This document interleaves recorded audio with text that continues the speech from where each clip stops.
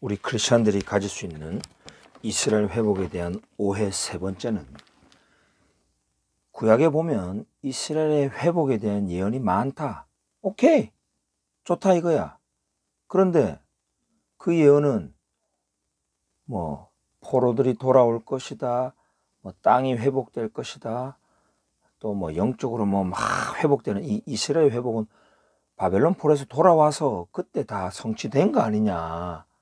바벨론 포로 귀환으로 이미 성취되었으니 1948년 이후 이 현대국가 이스라엘에 적용할 수 없다, 이렇게 말씀하시는 분들이 있죠.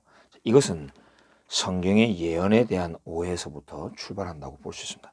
여러분, 전도서 1장 9절에 보면 이미 있던 것이 후에 다시 있겠고 이미 한 일을 후에 다시 할지라 해 아래에는 새 것이 없나니 그랬어요. 여러분, 바벨론 포로 귀환이라는 사건이 있었으면 후에 다시 이 일이 또 벌어지는 거예요. 역사는 흥망성쇠를 거듭하면서 반복한다 이 말이죠. 그런데 우리 아버지 하나님의 말씀은 화살과 같이 공중으로 끊임없이 지구를 돌듯이 쫙 날아가요. 하나님의 말씀이, 이 말씀이라고 하는 이 로고스가 예언적 기능이 있어서 쏘는 거예요. 쫙 날아가면 인류의 역사가 흥망성쇠를 거듭하면서 말씀에 탁탁 적용이 되는 거예요. 이게 탁탁 적용하는 이때를 카이로스의 타임이라고 하는 거예요. 바벨론 포로 때 알리아에서 또 돌아오고 회복이 됐잖아요.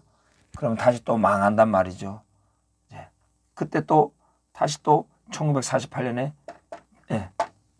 또 다시 회복이 되면 이 똑같은 하나님의 말씀이 각 시대 때마다 탁탁탁 적용이 되는 거예요.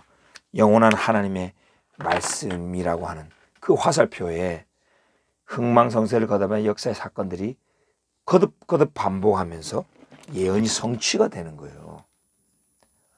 마태복음 11장 13절도 참 오해하기가 쉽죠. 자, 이게 뭐라냐면 모든 선지자와 율법이 예언한 것은 요한까지니 만일 너희가 즐겨 받으실 때 오리라 한 엘리야가 곧 이 사람이니라 그랬어요. 지금 세례 요한을 엘리야라고 말해요. 예수님 보세요. 예전에 이 엘리야가 있었는데 예수님 당시 시대가 지나서 이걸 세례 요한이라고 하지 않고 다시 엘리야가 왔다 이렇게 말해요. 똑같은 사람인데 똑같은 사역을 하기 때문에 하나님의 관점, 히브리적인 관점에 보서는 한 번 더 성취가 되는 거예요. 다윗 왕이 하나님의 기름 부음 받은 자 메시아의 사역을 했는데 예수 그리스도를 통해서 한 번 더 또 다윗 왕을 일으킬 것이다 그래서 예수 그리스도 메시아, 같은 인물, 같은 사건, 하나님의 그 진리의 말씀의 성취라고 하는 그 화살표 속에 다 적용이 된다 이 말입니다. 자, 근데 문제는 예수님이 잘 봐라, 모든 선지자와 구약의 선지 예언과 또 율법이 예언한 것은 요한까지다, 즉 세례 요한까지만 적용되는 거 아니냐. 예수님 그렇게 말했지 않느냐 이렇게 말씀하시죠. 자, 여기서 까지니라는 요 단어는요, 여러분 헷갈리시면 안 됩니다. 요 까지니라는 단어가 바로 뭐뭐조차도라는 뜻도 돼요.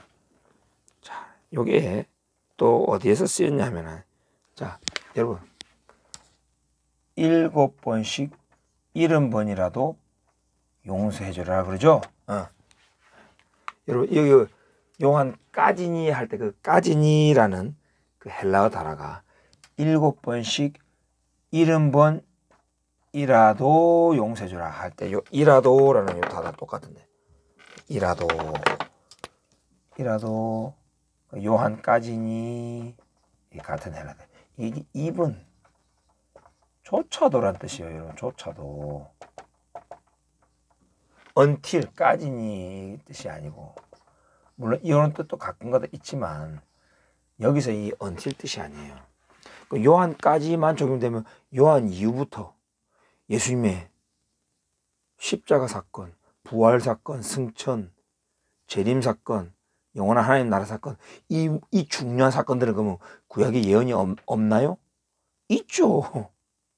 우리 예수님도 다니엘의 그 예언을 가지고 재림 때 사건으로 점프해서 적용하시잖아요.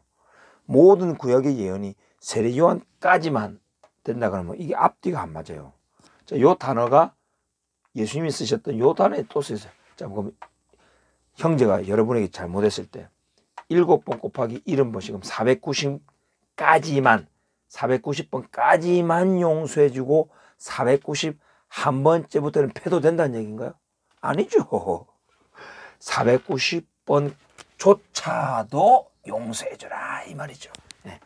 그러니까 예수님은 선지자와 율법의 예언이 세례 요한조차도 예언했다라는 걸 말하는 거예요. 그 오리락한 그 엘리야가 세례 요한이기 때문에 세례 요한마저도 이 하나님의 말씀은 구체적으로 다 예언을 하고 있다는 것을 강조하는 말씀인 거예요. 자, 마태복음 24장 3절에도 우리 예수님이 구약의 예언을 어떻게 다루시는지를 보십시오.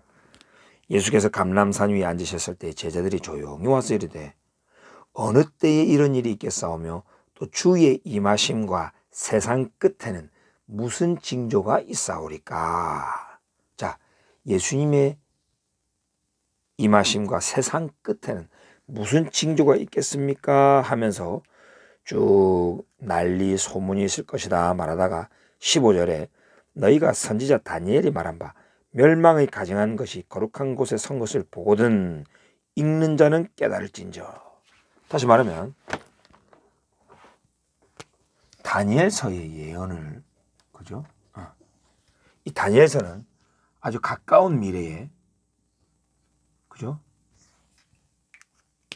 멸망에 가증한 것, 안티오코스 에피파네스라고 하는 저 헬라의 왕이 와서 저 예루살렘 성전을 회파하고 하나님을 모욕할 그 사건을 가까운 미래를 예언했는데, 또 이것이 또 동시에 AD 70년 AD 70년 예루살렘 멸망, 로마의 디도 장군이 와서 예루살렘을 회파할 것까지 예수님이 지금 적용을 하시는 거예요.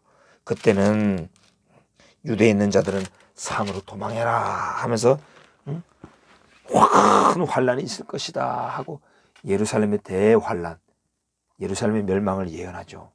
근데 이걸 이러다가 예수님이 그날을 감하지 아니하면 모든 육체가 구원을 얻지 못할 것이다.